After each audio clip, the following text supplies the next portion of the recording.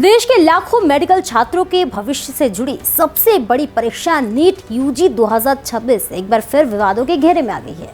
जब जब ऐसी कोई पेपर लीक खबरें सामने आती हैं, तो इसके पीछे एक बड़े नेटवर्क का होना जरूर मिलता है, जो ऐसी परीक्षाओं में सींग लगाने और लाखों बच्चों के भविष्य से खिलवाड़ करते हैं।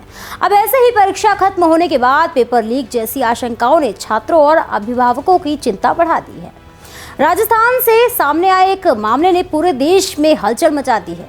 दावा किया जा रहा है कि परीक्षा से पहले कुछ छात्रों को लाखों रुपए देकर एक सैंपल पेपर या गेस्ट पेपर उपलब्ध कराया गया था, जिसके कई सवाल असली परीक्षा से मिलते जुलते पाए गए हैं। अब इस मामले की जांच राजस्थान एसओजी, एटीएस और दूसरी केंद्रीय एजेंसियां कर रही हैं। नमस्कार, मैं प्रेयसी पांडे और आप देख रहे हैं भारत एक्सप्रेस। बताया जा रहा है कि राजस्थान और उत्तराखंड से नेशनल टेस्टिंग एजेंसी यानी एनटीए को पहले ही ऐसी सूचनाएं मिली थी कि कुछ छात्रों के बीच परीक्षा से पहले एक खास पेपर बांटा गया था।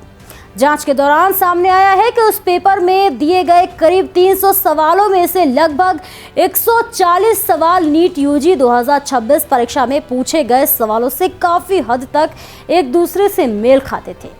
यही वजह है कि अब इस मामले को बेहद गंभीर माना जा रहा है।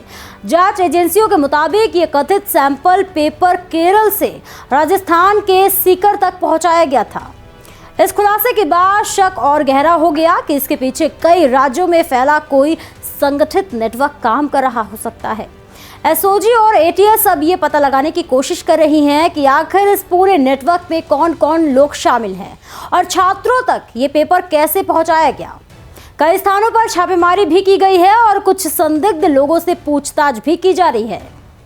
सूत्रों की माने तो कुछ लोगों ने छात्रों और उनके परिवारों से मोटी रकम लेकर पक्का पेपर दिलाने का दावा किया था। हालांकि फिलहाल ये साफ नहीं हो पाया है कि असली प्रश्न पत्र लीक हुआ था या फिर पुराने पैटर्न और संभावित सवालों के आधार पर तैयार किया गया कोई गेस्ट पेपर था।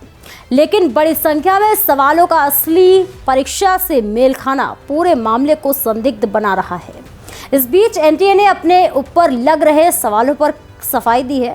एजेंसियों का कहना है कि नीट यूजी 2026 परीक्षा पूरी सुरक्षा व्यवस्था के बीच आयोजित कराई गई थी। एनटीए के मुताबिक परीक्षा के दौरान उम्मीदवारों का बायोमेट्रिक सत्यापन किया गया, एआई आधारित सीसीटीवी निगरानी रखी गई, प्रश्न पत्रों के सुरक्षित परिवहन की व्यवस्था की गई और हर स्तर पर लगातार मॉनिटरिंग भी की गई थी।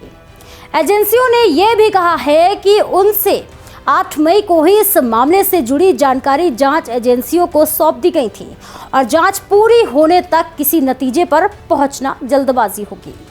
लेकिन इस पूरे विवाद ने एक बार फिर देश की सबसे बड़ी मेडिकल प्रवेश परीक्षा की पारदर्शिता पर सवाल जरूर खड़े कर दिए हैं। पिछले कुछ वर्षों में भी नीट परीक्षा को लेकर पेपर लीक और गड़बड़ियों के आरोप सामने आते रहे हैं। ऐसे में अब लाखों छात्रों की निगाहें जांच एजेंसियों की रिपोर्ट पर टिकी हुई हैं। अगर आरोप सही साबित होते हैं तो ये सिर्फ एक परीक्षा विवाद नहीं, बल्कि लाखों छात्रों के भविष्य से जुड़ा बड़ा राष्ट्रीय मुद्दा बन सकता है।